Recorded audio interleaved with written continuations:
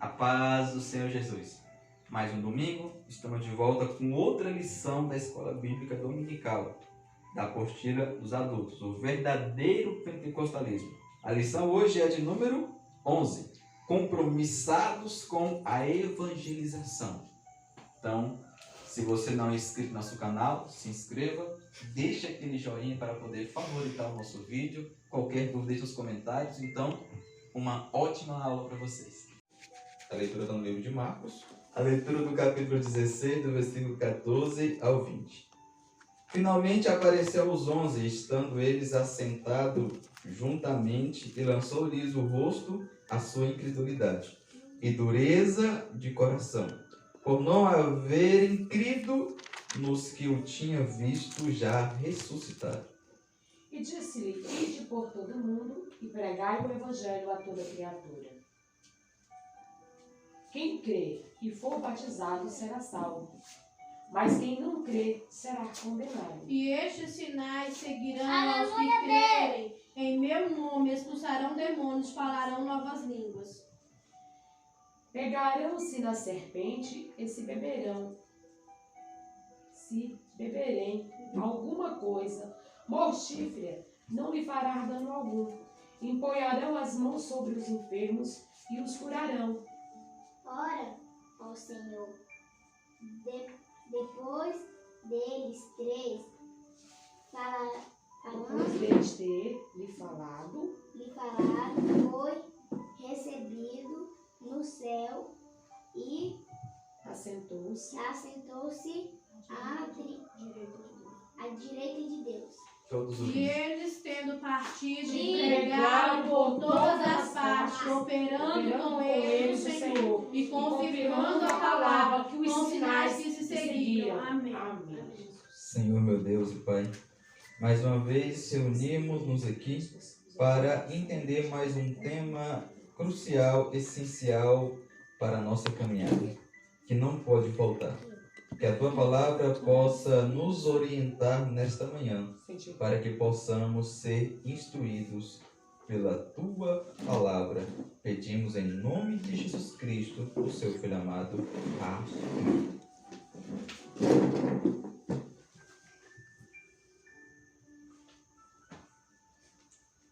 Como o tema desta apostila fala sobre o Pentecoste, está se referindo à pessoa bendita do Espírito Santo, todos os demais temas em que nós estamos aprendendo acerca dele.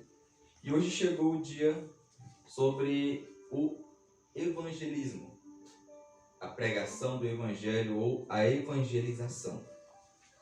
E eu quero aqui ressaltar 3 tópicos nesta lição, que é: primeiro, mostrar a evangelização como uma prioridade dos pentecostais. Segundo, enfatizar que Jesus morreu para salvar todos os seres humanos.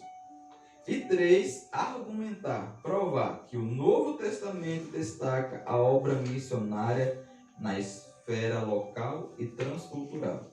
Ou seja, tanto aqui na nossa região, no nosso país, como em todo o mundo. Que culturas diferentes, povos diferentes, línguas diferentes, a evangelização está sendo feita por muitos servos de Deus.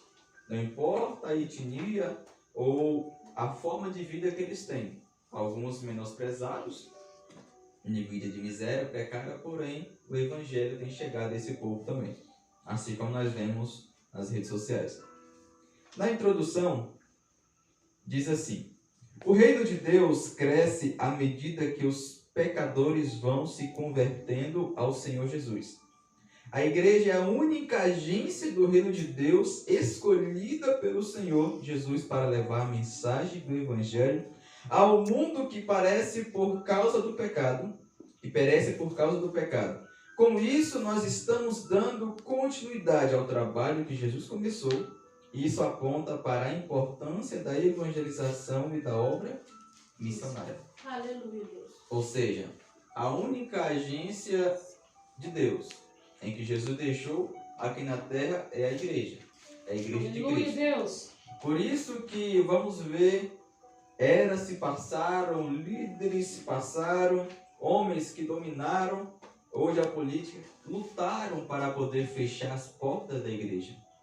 Assim como nós vemos a agência, logo lembramos de um banco na cidade, que seja Brasil, Bradesco, ou seja, assim como está propício em fechar um banco, ou seja, quando fecha uma agência, pô, mas como é que a gente fazer agora? Tem que viajar para outra cidade, mas trazendo para o contexto cristão, quando fecha a igreja, de qualquer forma, o detalhe não é fechar só a porta dela aqui, mas sim as pessoas em si, parar de falar de Cristo para onde for, onde quer que esteja.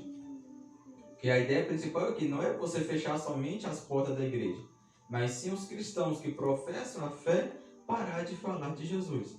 Aí sim, está fechando tudo. Assim como muitos hoje, por mais que venham até a igreja, porém, não conseguem falar de Jesus para ninguém.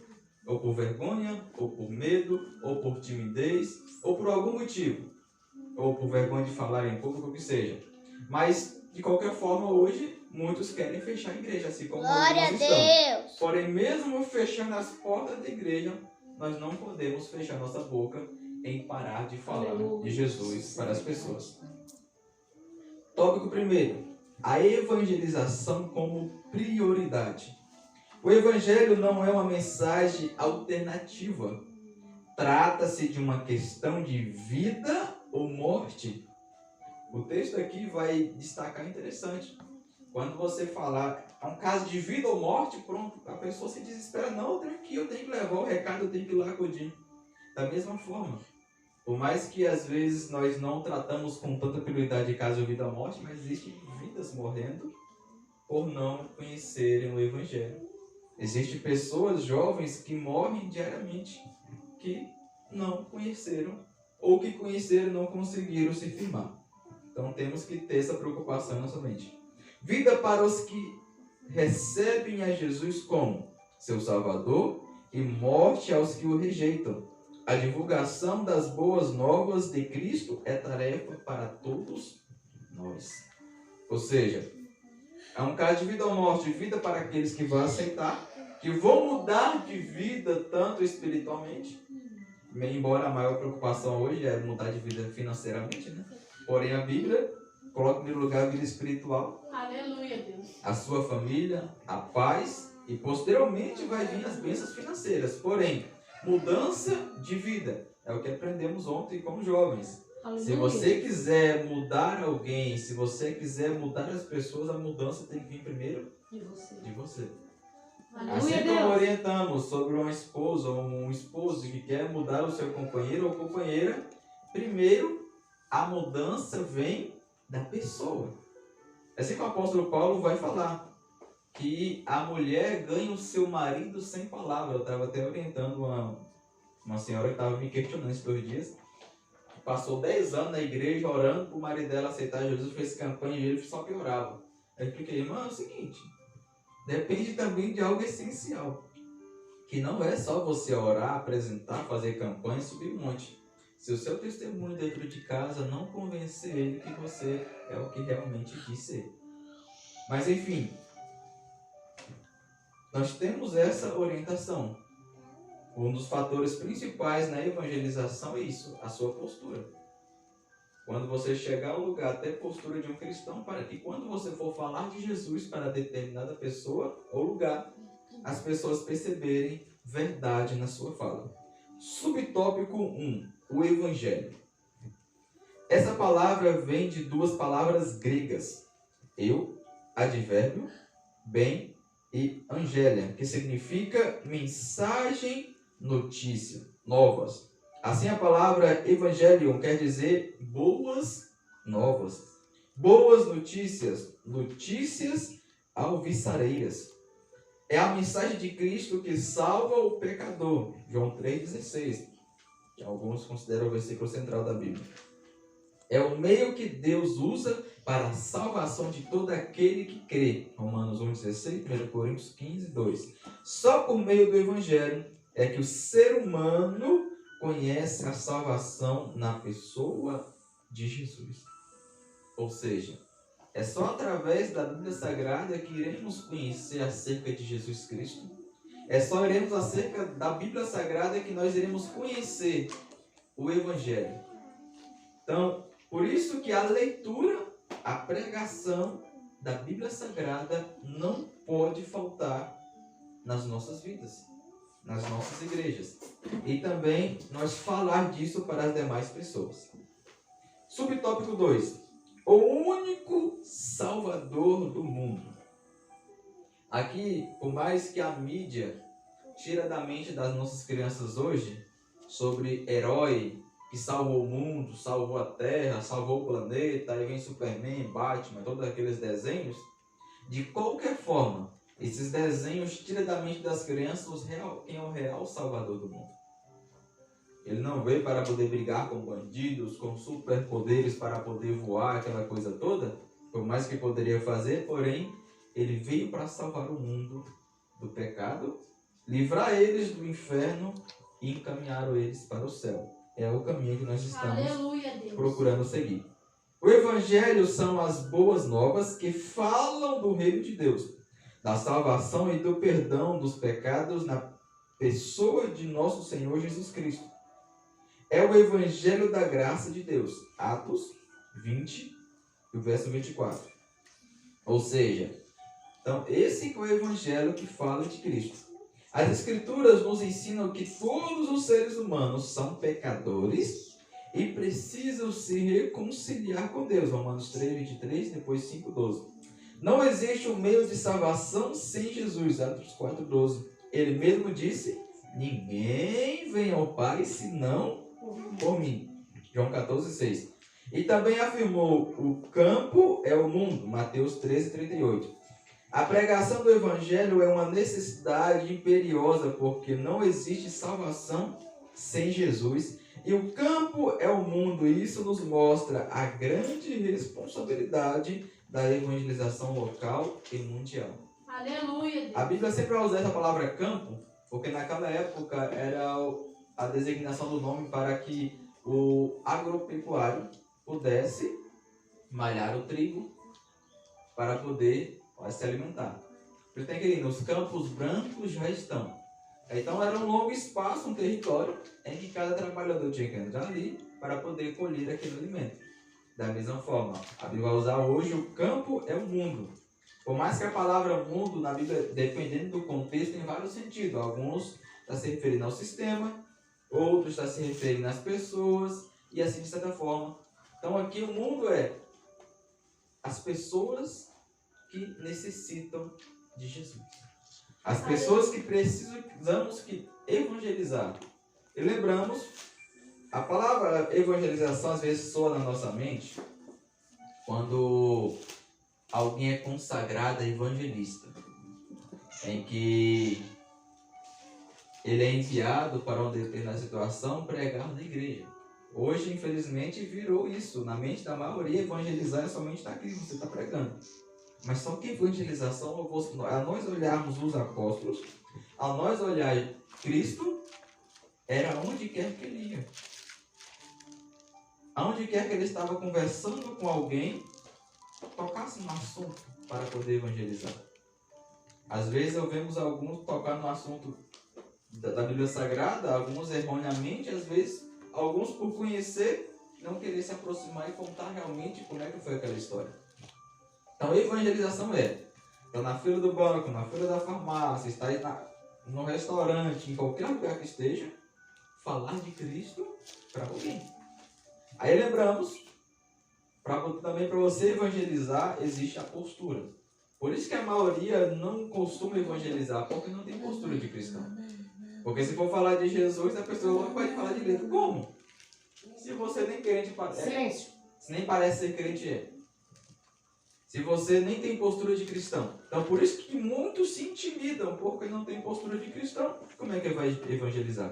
Então, temos aqui a base, a postura de cristão, de servo de Deus, para que posteriormente você possa falar de Jesus para alguém.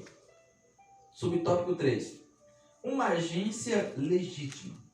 O Senhor Jesus constituiu a igreja como única agência do reino de Deus na terra, encarregada de anunciar essas boas novas de salvação. Olha, Jesus Cristo morreu na cruz do Calvário para salvar você.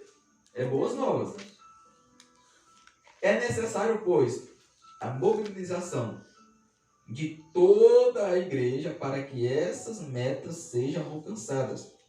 Cada crente dos dias apostólicos era um próspero ganhador de almas. Atos 8:4. Devemos seguir o modelo. Jesus foi enviado ao mundo para suprir as nossas necessidades. Mateus 11:28-30. Interessante a palavra que está necessidades. Não todos os nossos desejos, ou todos os nossos sonhos.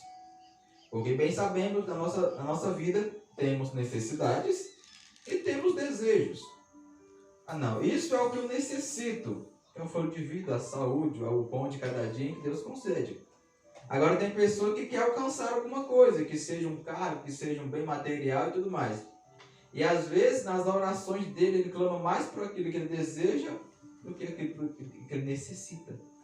Então Cristo ele sempre vai suprir as nossas necessidades. Por isso que ele vai falar para os discípulos: não leve alforje, porque nem os passarinhos que não plantam, não colhem, eu os alimento diariamente. Imagine vós. Então, ou seja, quando ele fala dessa forma, é igual o Salmos 23, como é que ele diz lá? O Senhor é meu pastor, nada nos faltará. Aí muitos pegam esse texto de nada e generalizam. Ele vai usar o que não pode faltar na nossa vida. Claro, como cristão, Jesus. Aí se tratando das nossas necessidades, que é a saúde, paz e alegria. Mas pastor, tem muitos enfermos. Tem muitos aí que não têm a saúde. Há vários motivos para que essa pessoa não tenha saúde hoje. Então cada situação tem que ser analisada por qual motivo. Tem aqueles que nasceram deficientes por algum motivo. Só o pai vai poder responder ou explicar sobre isso aí.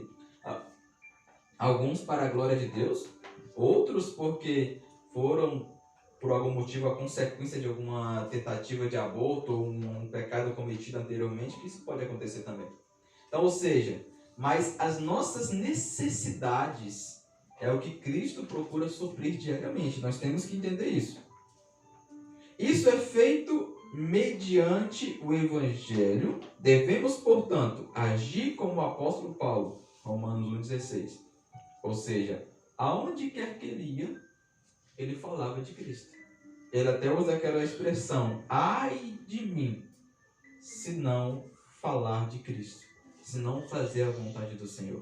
Ele usa essa expressão. Subtópico 2. Jesus morreu para salvar todos os seres humanos. A extensão da obra expiatória de Cristo tem sido o debate ao longo dos séculos, mas especialmente depois da Reforma Protestante. Não se pretende aqui fulanizar, pois o que nos importa é a compreensão do assunto à luz da Bíblia. Depois de Martinho Lutero, com a Reforma Protestante, existiu vários teólogos, denominações que surgiram. E alguns com interpretações errôneas. É o que irei explicar aqui agora. Alguns acreditam que Cristo não morreu para todos, para salvar todos. Só para um grupo específico. Vamos entender. Subtópico 2. A nossa teologia, ou seja, o nosso estudo. Estudo sobre Deus. Antes convém ressaltar que a nossa teologia é pentecostal e vem diretamente das Escrituras Sagradas, sem intermediação dos teólogos da Reforma Protestante. A teologia pentecostal dos nossos pais nos legaram, não teve nenhum teólogo ou reformador que, como intermediário, a CPAD vem publicando em vários volumes a coleção de todas as revistas da Escola Bíblica Dominical, publicadas desde 1930. Ou seja, a nossa teologia, os nossos livros que estudamos, a base não é de homens que eles escreveram livros e nós pegamos essas bases como meio de salvação. Nós pegamos os comentários, as interpretações e explicamos para os irmãos. Porém, a base de todo o nosso estudo é a Bíblia Sagrada, assim como os anteriores homens, nossos pais na fé. Então, a nossa base bíblica vem das Sagradas Escrituras. Em nenhuma delas há para ensinar, esclarecer ilustrar ou embasar uma interpretação bíblica. A nossa teologia é original e intrinsecamente bíblica. É um dos legados deixados por nossos pioneiros, como Timóteo 3:4, 14 ao 17.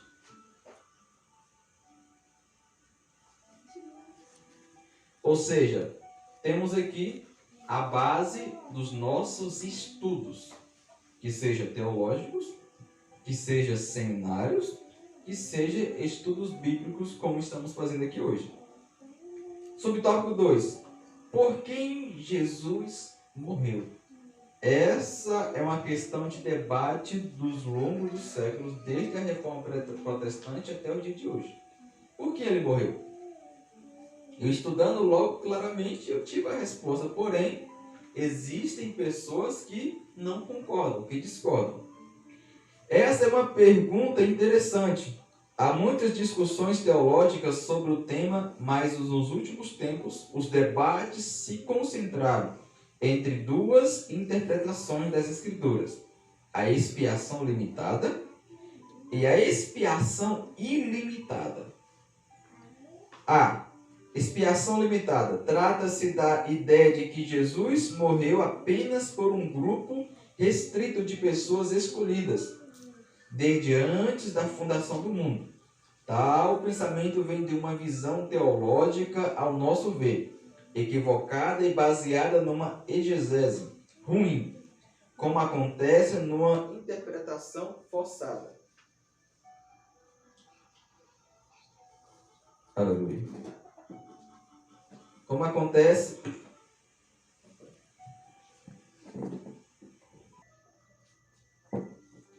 a expiação limitada. Trata-se da ideia de que Jesus morreu apenas por um grupo restrito de pessoas escolhidas desde antes da fundação do mundo. Tal pensamento vem de uma visão teológica, ao nosso ver, equivocada, baseada numa exegese ruim, como acontece numa interpretação forçada. De 1 Timóteo, do capítulo 2, versículo 4, que afirma que querer Deus, que todos os homens se salvem e venham ao conhecimento da verdade. Até aí tudo bem. Os teólogos defensores dessa teoria, então, incluem que se trata de todos os homens crentes. Rejeitamos essa linha de interpretação. Ou seja, os que afirmam isso dizem que Cristo morreu para salvar somente os crentes. Por essa base, então, mas enfim, o texto inicial e os demais textos vai provar que essa interpretação está completamente errada. Esse é um dos exemplos, entre outras passagens bíblicas, que eles interpretam de modo a ajustarem a sua teologia. Ou seja, eles pegam as passagens e tentam adaptar elas aos seus ensinamentos, às suas linhas de raciocínio. B. A expiação ilimitada. Isso significa que o Senhor Jesus morreu por toda a humanidade. Esse ensino recebemos de nossos pais, os quais usaram a Bíblia como fundamento dessa doutrina. Jesus é o Salvador do mundo. João 4:42. Testificamos que o Pai enviou seu Filho para salvar o mundo. 1 João 4:14. E não somente de algumas pessoas. A expiação foi realizada em favor do mundo inteiro. Ele é a propiciação pelos nossos pecados, e não somente pelos nossos, mas também pelos de todo o mundo. 1 João 2:2. Por isso que Jesus mandou pregar no mundo inteiro e a toda criatura. Versículo 16. É erro teológico afirmar que a expiação é limitada. João 3,16, Tito 2,11. Jesus morreu por todos os pecadores. Então vemos aqui as referências que vai de contra esse tipo de ensinamento. Por mais que isso em alguns nos nossos dias, dentro das igrejas, tenha entrado. Como? Alguns já estão há algum tempo na igreja. Tem 2, 3, 4, 5 anos. Aí quando vem um novo convertido aceitar, essa pessoa vai rejeitar. Porque vem cheio de defeito, vem cheio de falhas, e começa a falar mal, aquela coisa toda, e acaba expulsando o irmão da igreja. Por não conseguir entender que Cristo morreu para os pecadores. Alguns pensam que Jesus vai trazer a pessoa já todo cheio de... como é que se diz? Já todo trabalhado já. Liberta de todas as falhas, defeitos, já vinha tudo certinho. Sem ter trabalho em auxiliar, aconselhar, visitar, orar pelo irmão para que ele possa se firmar. Assim como nós, lembra do trabalho que a gente demos para os nossos livros? As orações, ou que seja, campanha, ensinamentos. Da mesma forma, os novos que chegarão não vai ser simples. Vai ter um trabalho para poder a gente orientar, direcionar o irmão, ensinar ele. Ele vai querer desistir, vai ficar bugado, o que seja. A gente vai ter que aconselhar ele, se firme e tudo mais. Porém, a pessoa, quando não está preparada para isso, ela acaba tirando o irmão. É que o Espírito Santo trouxe para a igreja. Cuidado com isso. Tópico 3. A evangelização local e transcultural. O Novo Testamento nos mostra que evangelismo e missões são tarefas precípulas da igreja, desde o princípio. O livro de Atos destaca a obra missionária, registra as missões de todos os ângulos e mostra todas as possíveis atividades de um missionário. Atos ressalta ainda o poder do Espírito Santo, a obra da evangelização e as viagens missionárias do apóstolo Paulo. Por Atos ser o único livro histórico do Novo Testamento, ele vai contar a história do início da igreja após a ressurreição de Jesus. Ele vai contar ali como é que a igreja daquela época fez para poder agregar mais membros da sua comunidade. Assim pelos apóstolos e assim também pelo apóstolo Paulo. E vemos aqui que, de todas as formas, o evangelismo é importante. No Antigo Testamento, eles tinham uma certa restrição. Os judeus não tinham esse mandamento de sair da terra deles para poder evangelizar nos demais países, assim como o primeiro caso, se não me engano, foi de Abraão e depois foi de Jonas, em que ele recebeu a mensagem para poder pregar naquela cidade de Nínive. Mas isso são poucas as vezes em que eles recebem a ordem para poder pregar o evangelho, no caso, pregar a lei para as demais nações. Agora, já no Novo Testamento, após Cristo passar os 3 anos com eles, após morrer e ressuscitar, eles receberam a ordem, assim, agora vocês podem sair. Pregue primeiro em Jerusalém, Samaria e depois os confins da terra. Interessante que Samaria era um dos inimigos, número 1 dos israelitas, por mais que era do mesmo povo, porém, eles criam de forma diferente. Então, após eles pregarem em Jerusalém, tinham que passar por Samaria para depois viajar no mundo inteiro. Subtópico 1. A evangelização é o ato de comunicar as boas novas de salvação a todas as pessoas por meio de palavras e ações. Olha que interessante. Porque, na verdade, falar é fácil. Falar de Jesus, falar que é crente, falar de alguma coisa, é simples. Agora, falar de Jesus através das ações. Eis aqui uma das tarefas mais complicadas na evangelização. Porque a pessoa pegar o microfone numa praça, cantar um hino, trazer uma palavra ali que ele estudou ela, de boa, não precisa da igreja. Ou entregar folheto na rua, isso é maravilhoso, ou visitar. Agora, ele evangelizar através das suas atitudes, através da sua postura, eis a tarefa mais complicada que tem. Que a grande maioria não tem tido êxito. Que nós possamos nos enquadrar em conseguir evangelizar através das nossas atitudes. É o que Jesus fez, Mateus 4:23. Ele nos mandou que fizéssemos também. Versículo 16 e 17. Isso significa testemunhar com ousadia a ressurreição de Jesus pelo poder do Espírito Santo. Atos 4:23. Geralmente é uma ação acompanhada das obras sociais. 33. Hum? 33, 4:33. Geralmente, Atos, capítulo 2, versículo 2 ao 47. Essas coisas são características da autêntica igreja cristã. A visão dos pentecostais clássicos, desde o avivamento da Rua Azusa, era evangelística e missionária. Irmãos, já ouviram falar sobre o avivamento da Rua Azusa? O negro da caixa.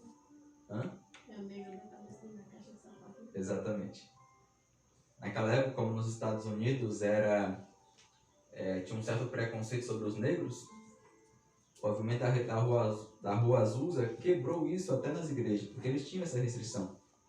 Os irmãos negros que aceitassem a Jesus não tinham oportunidade de se expressar na frente com o microfone. E Deus entregou o ministério para William Seymour, e ele iniciou o avivamento da Rua Azusa, que atravessou os séculos aí. Continuando.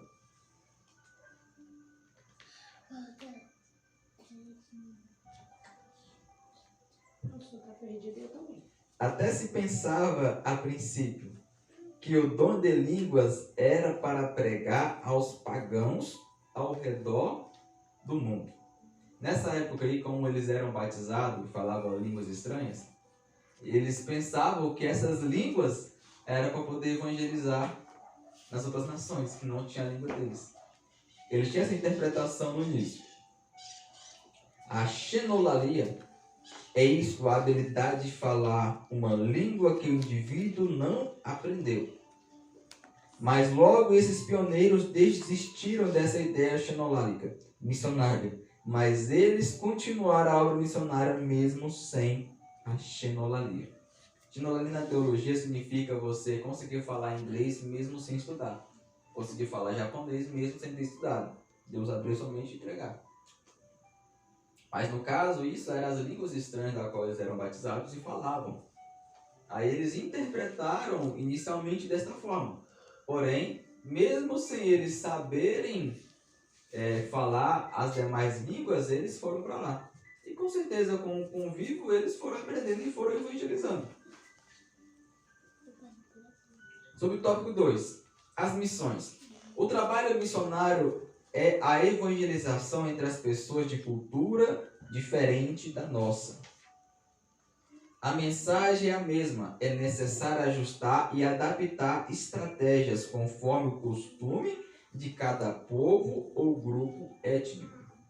Ou seja, ao nós chegar em algum outro país, que seja África, que seja Índia, Estados Unidos ou qualquer outro, o estilo de pregar, de você se comunicar, é diferente. Porque você vai ter que estabelecer um vínculo de contato ali. Não podemos de maneira nenhuma querer humilhar alguém só porque nós moramos em uma nação falando língua diferente ou que seja. Então temos que ter estratégia de como ganhar aquele povo. Da mesma forma, aqueles homens que estão nos países que são proibidos pregar. Eles chegam lá, não falam que são cristãos, moram no país, assim como o pastor estava me contando como é que ele evangeliza nesses lugares, a igreja dele tem missionários lá, eles chegam para trabalhar, mas não falam que são cristãos. Eles procuram fazer amizades com as pessoas, os colegas de trabalho, com os vizinhos, e ali, com muito trabalho, que através do Espírito Santo instruindo, eles conseguem perceber se aquela pessoa não vai dedurar eles ao falar que é cristão, que serve a Jesus. Daí então, quando eles se reúnem nas casas, e uns vai para o banheiro para poder estudar uma parte da Bíblia e assim vai. Ou seja, as estratégias que eles têm para poder propagar o Evangelho de Cristo. Continuando. Veja como Paulo introduz a sua pregação na sinagoga da Antioquia, da Pisídia, para se anunciar a Jesus. Atos 13, versos 16, 17 e o 32. E compare com o discurso no Areópago, em Atenas, Atos 17, 23 a 31. O cristianismo não tem o objetivo de padronizar o mundo. e nem destruir as culturas. Sua mensagem, porém, é universal. 17 e 22. Ok.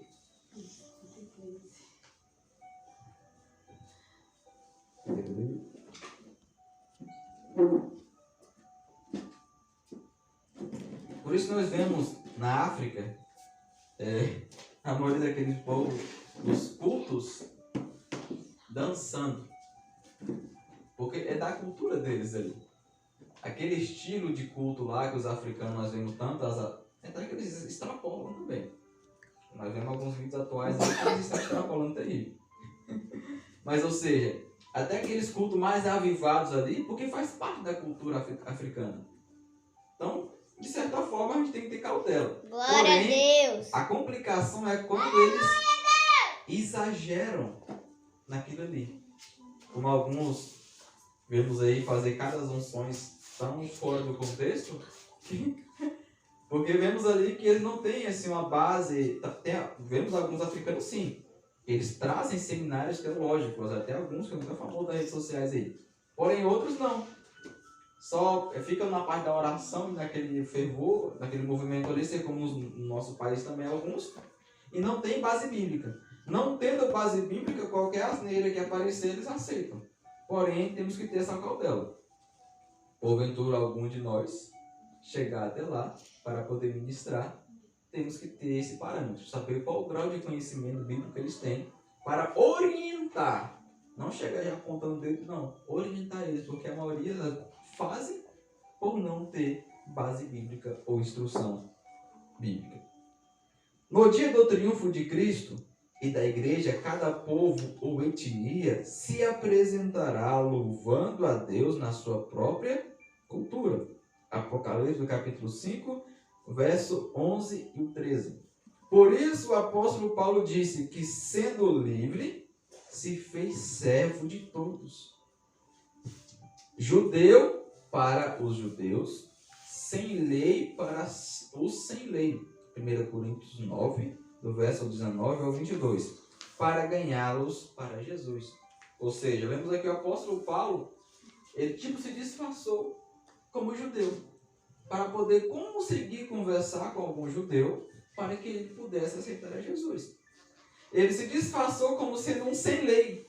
Ou seja, não chegou se apresentando logo que era cristão. Ele chegou e estabeleceu um vínculo de amizade com um determinado povo para que pudesse ganhar ele para Jesus. A cautela é não se disfarçar e acabar ficando sem lei totalmente. Mas aqui nós vamos ver outra base de evangelização que o apóstolo Paulo usava. Porque nem todos vão aceitar Jesus a gente pregando aqui na igreja. Nem todos vão aceitar Jesus a gente falando de Jesus aqui na igreja. Vai ter uns que vamos ganhar eles para Jesus através do nosso testemunho. Estabelece um vínculo de amizade, conversa com ele, tem uma postura, visita e tudo mais, para que a pessoa veja que você é diferente, que ela é diferente.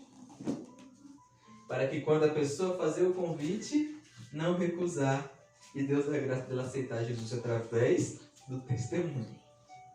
Que Deus seja louvado em nome de Jesus. Sobre o tópico 3, o desafio de hoje. Jesus disse, o campo é o mundo. Aleluia, Deus. Mateus 13, 38. Ele não disse que o campo é Jerusalém, nem a Judéia, nem Roma, nem minha cidade e a tua. Olha que interessante. Ele não vai falar que o campo é só uma determinada localidade em que você está inserido. O campo é o mundo. Na minha mente, eu ficava que os maiores desafios que a gente teria para poder pregar seriam para os índios. Todo um cara de índio crente. Eu falei, olha, que maravilhoso. Então, ou seja, por mais que no nosso país os índios são um grupo de pessoas que as pessoas mais menosprezam, né? O governo, talvez, de certa forma, favorecer eles. Mas, porém, são pessoas.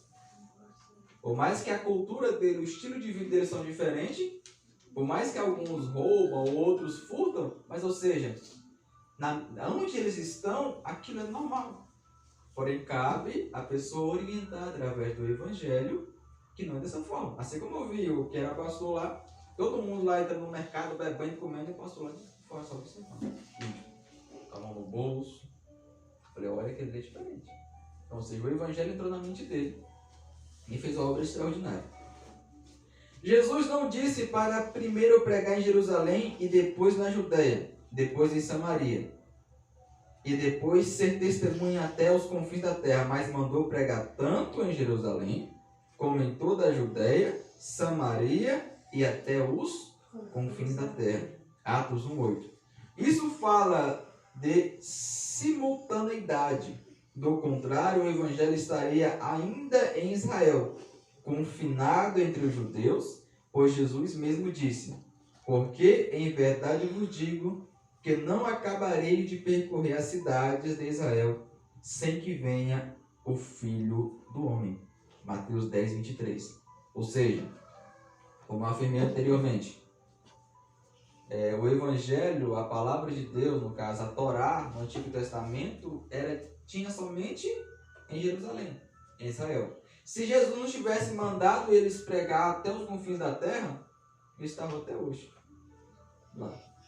Porém, infelizmente tem alguns casos de pessoas que querem sair da cidade porque não tem um bom testemunho, não tem moral nenhuma para poder pregar na cidade, porque as pessoas já conhecem a vida dele. Aí ele procura ir para outra cidade. Não porque Deus mandou, porque na mente dele ele tem que pregar, porém, na cidade que ele está, ninguém mais dá crédito no que ele fala, porque não tem um bom testemunho. É por isso que vive a gente de cidade em cidade. É aquele famoso pregador itinerante. Ninguém conhece a historinha dele ali, na cidade pode chegar como de Deus, falar mil dias dele lá, passar profecia e tudo, fazer milagres, porém, sabemos que tudo isso faz parte de um movimento para poder se vangloriar. Conclusão. A Bíblia afirma que não existe salvação sem Jesus. Ele mesmo declarou: eu sou o caminho e a verdade e a vida. Ninguém vem ao Pai senão por mim. João 14:6. Essas boas novas são o poder de Deus para a salvação e libertação disponível a todos os povos. Não há necessidade de alguém para levar essa mensagem de vida. Já faz quase 2000 anos que os cristãos vêm pregando esta mensagem e ela continua sendo cada dia uma mensagem nova. O que alguns querem fazer, dizendo que todas as religiões levam a Deus. Mentira. Somente a Bíblia Sagrada, somente o cristianismo é capaz de transformar o pecador e preparar ele para poder alcançar a salvação naquele grande dia. Então temos isso aí. Quando chegar daqui a uns anos, daqui a uns dias, tentar fazer essas leis e colocar na mente da igreja que todas as religiões levam a Deus, é o que eles tentam ensinar, mentira. Somente a Bíblia Sagrada tem a capacidade de fazer isso. Amém?